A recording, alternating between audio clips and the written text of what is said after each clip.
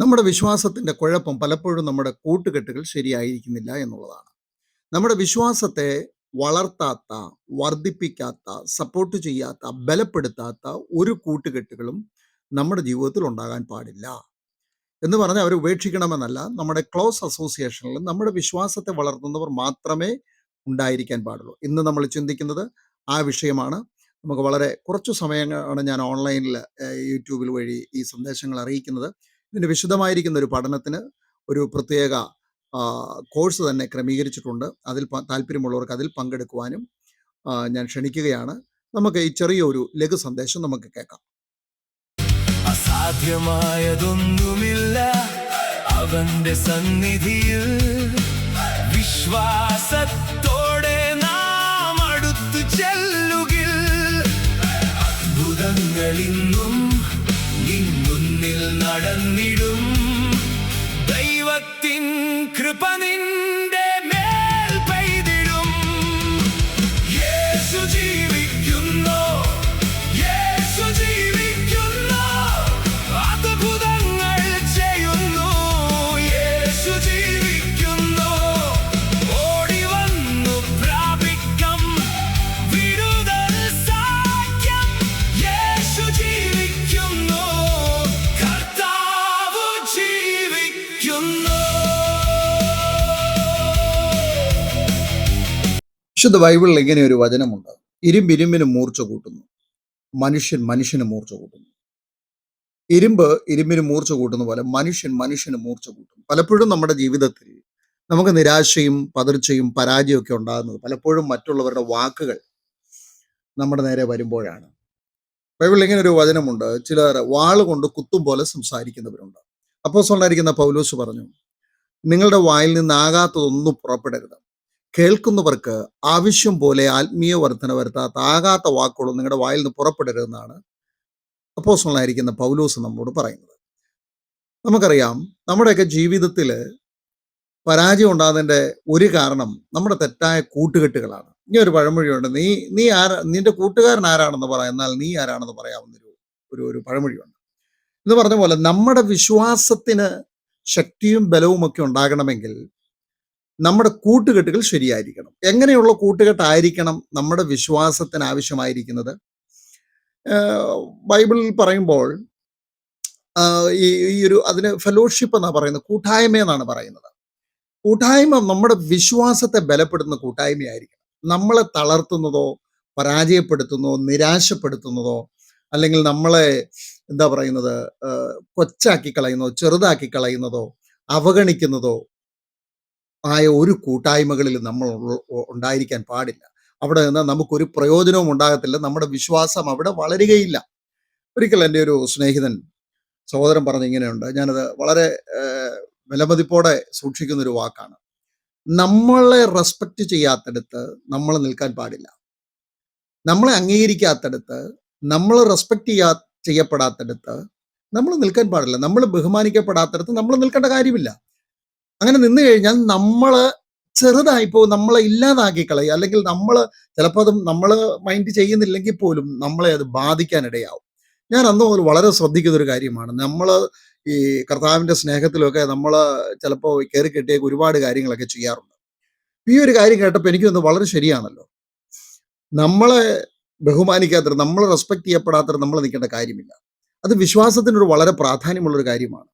നമ്മുടെ സ്വപ്നങ്ങളെ, നമ്മുടെ ദർശനത്തെ, നമ്മുടെ മിഷനെ റെസ്പെക്ട് ചെയ്യാത്തടത്ത്, അതിനെ അംഗീകരിക്കാത്തടത്ത്, അതിനെ വാല്യൂ ചെയ്യാത്തടത്ത് നമ്മൾ നിൽക്കേണ്ട കാര്യമില്ല. നമ്മുടെ കൂട്ടുകാർ നമ്മളെ ബലപ്പെടുത്തുന്നവരാണോ, നമ്മളെ ശക്തിപ്പെടുത്തുന്നവരാണോ? നമുക്കറിയാം, ബൈബിളിൽ പ്രശസ്തമായിരിക്കുന്നൊരു കഥയുണ്ട്. ഇയ്യോബിൻ്റെ സ്റ്റോറിയാണ്.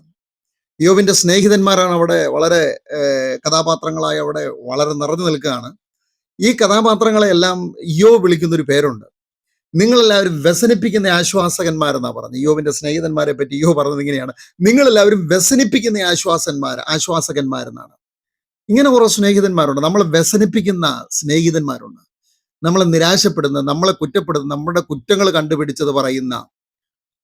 എന്നാൽ നമ്മുടെ ജീവിതത്തിൽ തെറ്റുകുറ്റങ്ങൾ വരുമ്പോൾ, കുറവുകൾ വരുമ്പോൾ, സാരമില്ല, അല്ല ശരിയാവും, ഉടനെ നമുക്ക് ധൈര്യമായിട്ട് മുന്നോട്ട് പോകാം എന്ന് പറയുന്ന ആളുകളെയാണ് നമുക്ക് ആവശ്യം.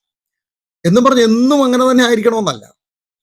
എന്നും സാരമില്ലെന്ന് പറയുന്നവരല്ല നമുക്ക് വേണ്ടത്. നമ്മളെ വളർത്തുന്നവരും കൂടി ആയിരിക്കണം. നമ്മുടെ വിശ്വാസത്തെ, നമ്മുടെ മിഷനെ, നമ്മുടെ ദർശനത്തെ സപ്പോർട്ട് ചെയ്യുന്നവരെ, അതിന് ധൈര്യം തരുന്നവരെ, അതിന് ബലപ്പെടുത്തുന്നവരെ, അപ്പോസ്തലനായിരിക്കുന്ന പൗലോസ് അവർ നമുക്ക് കൂട്ടായ്മയുടെ വലങ്കരം തന്നെന്നാണ് എഴുതിയിരിക്കുന്നത്. കൂട്ടായ്മയുടെ വലം, the right hand of fellowship. അങ്ങനെയുള്ള ആളുകളാണ് നമ്മുടെ വിശ്വാസ ജീവിതത്തെ കെട്ടിപ്പടുക്കുന്നതും വിശ്വാസത്തെ ഫലവത്തായി മാറ്റുന്നതും. അങ്ങനെ നമ്മുടെ വിശ്വാസം വളരുവാനിടയായിത്തീരും. അപ്പൊ നമ്മുടെ കൂട്ടുകെട്ട് നമ്മളെ നിരാശപ്പെടുത്തുന്നതും നമ്മുടെ കുറ്റം കണ്ടുപിടിച്ച് പറയുന്നതും നമ്മളെ എപ്പോഴും കുറ്റപ്പെടുത്തുകയും നമ്മുടെ ദർശനത്തെ, നമ്മുടെ മിഷനെ, നമ്മുടെ സ്വപ്നങ്ങളെ, നമ്മുടെ ആഗ്രഹങ്ങളെ യാതൊരുവിധ റെസ്പെക്റ്റും ഇല്ലാതെ അതിനെ അവഗണിക്കുകയൊക്കെ ചെയ്യുന്നവരുമായിട്ടൊക്കെയുള്ള നമ്മുടെ കൂട്ടുകെട്ടുകൾ പലപ്പോഴും നമ്മുടെ വിശ്വാസത്തെ ഇല്ലാതാക്കി കളയും. ക്രമേണ വിശ്വാസം കെട്ടുപോയിട്ട് നമ്മൾ ഭയം നിറയും, ജീവിക്കാൻ ഭയം തുടങ്ങും, എന്തെങ്കിലും ഒരു കാര്യം ചെയ്യാൻ ഭയപ്പെടും, എന്തെങ്കിലും ഒന്ന് പുതുതായിട്ട് തുടങ്ങാൻ നമ്മൾ ഭയപ്പെടും, എന്തെങ്കിലും ഒന്ന് പുതുതായിട്ട് കേൾക്കാൻ പോലും ഭയപ്പെടും. കാരണം എന്താണ്?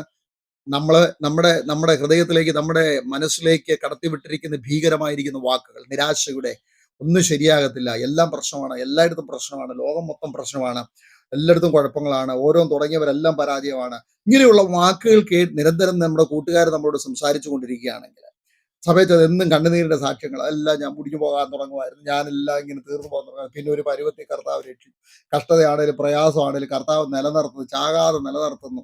ഇങ്ങനെയുള്ള നിരാശയുടെ വാക്കുകൾ കേട്ടുകൊണ്ടിരുന്നു കഴിഞ്ഞാൽ നിങ്ങളുടെ വിശ്വാസം ഒരു കാലത്തും വളരത്തില്ല, മറിച്ച് നിങ്ങളുടെ ഭയമേ വളരത്തുള്ളൂ.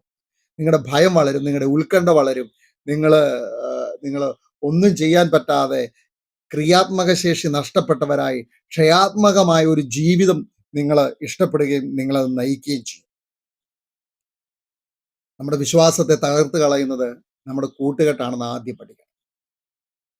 നമുക്ക് ശരിയായ കൂട്ടുകെട്ട് വേണം, ശരിയായ കൂട്ടായ്മ വേണം. വിശ്വാസത്തെ വളർത്തുന്ന കൂട്ടായ്മകളാണ് നമുക്ക് ആവശ്യമായിരിക്കുന്നത്. ക്രിസ്തുവിൽ നമ്മളെ വളർത്തുന്ന കൂട്ടായ്മകളാണ് ആവശ്യം. ഇന്നത്തെ ആത്മീയ പ്രസ്ഥാനങ്ങൾ പലതും വളരെ അപകടകരമായ നിലയിലേക്കാണ് പോകുന്നത്. ഇന്ന് ഈ വൺ മാൻ ഷോ കൂട്ടായ്മകളായതുകൊണ്ട് അദ്ദേഹം മാത്രമാണ് വളരുന്നത്. അദ്ദേഹത്തിന് ചുറ്റും നിൽക്കുന്ന ആൾക്കാർ പോലും വളരുകയോ വിശ്വാസത്തിൽ ബലപ്പെടുകയോ വിശ്വാസത്തിൽ അവർ നേട്ടങ്ങൾ ഉണ്ടാക്കുകയോ ചെയ്യത്തില്ല.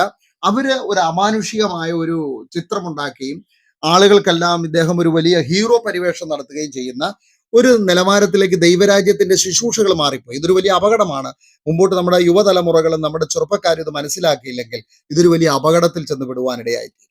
എനിക്കറിയാം അനേക ചെറുപ്പക്കാര് വളരെ അപകടത്തിലാണ്. ഈ ഹീറോയിസം മിനിസ്ട്രിയുടെ ഭാഗമാക്കുകളായി നിൽക്കുന്നതുകൊണ്ട് അവരുടെ കൂട്ടത്തിൽ ആരും തന്നെ വളരത്തില്ല.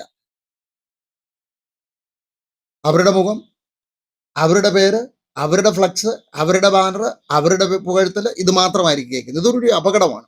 ഇങ്ങനെയുള്ളിടത്ത് ആരുടെയും വിശ്വാസം വളരത്തില്ല. പിന്നെ ഇവരൊരു മായാലോകം സൃഷ്ടിക്കും. ഏതാണ്ട് ഒരു വലിയ ലോകത്താണ് നിങ്ങളെല്ലാം ഇരിക്കുന്നത്. നാളെ നിങ്ങൾക്ക് എല്ലാം ഇത് അത്ഭുതം ഉണ്ടാവും. ഈ കേരള ലോട്ടറി എടുക്കുന്നവരെ പോലെയാ. നാളെ എന്ന് പറഞ്ഞ് ഇത് ലോട്ടറി എടുത്തുകൊണ്ടേയിരിക്കും.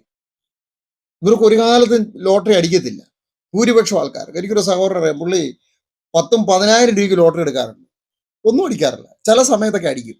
അദ്ദേഹത്തിന് 50,000 രൂപ അടിച്ചാൽ പിന്നെ അത് 1,00,000 രൂപ ലോട്ടറി എടുത്ത് കളയും. ഇത് ഇങ്ങനെയാണ് ഈ ആത്മീയ പ്രവർത്തനങ്ങൾ ഇപ്പോൾ ആയിരിക്കുന്നത്. അതുകൊണ്ട് പ്രിയമുള്ളവരെ, നമ്മുടെ വിശ്വാസത്തെ വളർത്താൻ നമ്മൾ ചെയ്യേണ്ടത് നമ്മുടെ കൂട്ടുകെട്ടുകളെ ശരിയാക്കണം. നല്ലൊരു കൂട്ടുകെട്ടുണ്ടാക്കാൻ ദൈവം നമ്മെ സഹായിക്കട്ടെ. കൂടുതൽ വിവരങ്ങൾ നമ്മുടെ കോഴ്സുകളിൽ നമുക്കത് പഠിക്കാൻ സാധിക്കും. യൂട്യൂബിൽ ഞാൻ ചെറിയ ലഘു സന്ദേശങ്ങളാണ് കൊടുക്കുന്നത്. നമ്മുടെ കോഴ്സിൽ ചേരുവാൻ താല്പര്യമുള്ള എല്ലാ ദൈവമക്കളും 15 പേരുടെ ഒരു ബാച്ചാണ് ആദ്യം തുടങ്ങുന്നത്. 15 പേരായി കഴിഞ്ഞാൽ രജിസ്റ്റർ ചെയ്ത് കഴിഞ്ഞാൽ കോഴ്സ് ആരംഭിക്കുന്നതാണ്. എല്ലാ ഞായറാഴ്ച 8 മണി മുതൽ 9 മണി വരെ ആയിരിക്കും നമ്മുടെ ഈ പ്രോഗ്രാം. ഇത് ഫീസൊന്നുമില്ല, സൗജന്യമാണ് ഈ കോഴ്സ്. അതുകൊണ്ട് ദൈവവചനം വിശ്വാസം പഠിക്കാൻ താല്പര്യമുള്ള എല്ലാവർക്കും ഇതിൽ പങ്കാളികളാകാം, ഇതിൽ പങ്കുകൊള്ളാം. അതിനായി ദൈവം നമ്മെ എല്ലാവരെയും അനുഗ്രഹിക്കട്ടെ. നമുക്ക് പ്രാർത്ഥനയിൽ പരസ്പരം ഓർക്കാം. വിശ്വാസത്തിന്റെ നാളുകളാണ് ഇനി. നമുക്ക് വിശ്വാസത്തിൽ വളരേണ്ടത് വളരെ അത്യാവശ്യമാണ്. അതുകൊണ്ട് നമുക്ക് എല്ലാവർക്കും വിശ്വാസത്തിൽ വളരാൻ നല്ല കൂട്ടുകെട്ടുകളിലേക്ക് നമുക്ക് മടങ്ങാം, നല്ല കൂട്ടായ്മകളിലേക്ക് നമുക്ക് മടങ്ങാം. വിശ്വാസം വളർത്തുന്ന കൂട്ടായ്മയാണ് നമുക്ക് ആവശ്യം, വിശ്വാസം വളർത്തുന്ന കൂട്ടുകാരാണ് നമുക്ക് ആവശ്യം. അതിലേക്ക് നമുക്ക് മടങ്ങാം. ദൈവം നമ്മെ സഹായിക്കും.